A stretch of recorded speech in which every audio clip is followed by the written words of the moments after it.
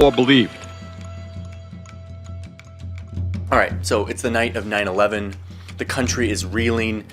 Who did this terrible thing and why?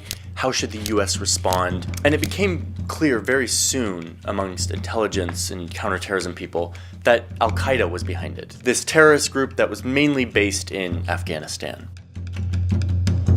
Later that night, the night of 9/11, over at the Pentagon, which earlier that day had been hit by an airplane, a memo comes in from the Deputy Secretary of State.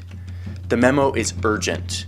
It's for the Defense Intelligence Agency, the people who spend their time doing all the intelligence for war and other defense purposes. And this memo tells the intelligence agents not to look into Al-Qaeda, the people they know did it, but instead to look into ways Iraq has been involved in terrorism for the previous decade. The intelligence agents who got this memo sort of scratched their head and were like, wait, what? What's going on here? These people were very familiar with the intel, and they knew that this attack had come from Al-Qaeda in Afghanistan. Afghanistan is like more than 1,000 kilometers away from Iraq. It is a completely different place. They speak a different language. It has nothing to do with Iraq. Afghanistan and Iraq are totally different. We had just been attacked by Al-Qaeda, and yet the Deputy Secretary of Defense is asking for information about Iraq and its ties to terrorism. The person who sent this memo was the Deputy Secretary of State, Paul Wolfowitz, and he was just getting started.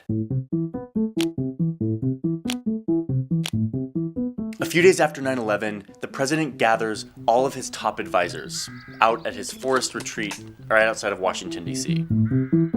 They were there to discuss how to respond to these attacks. The focus of this discussion was, of course, Afghanistan. How do we retaliate against Al-Qaeda, this terrorist group that has been given sort of a safe haven by the government of Afghanistan? So they're sitting in some conference room in some lodge in this forest retreat,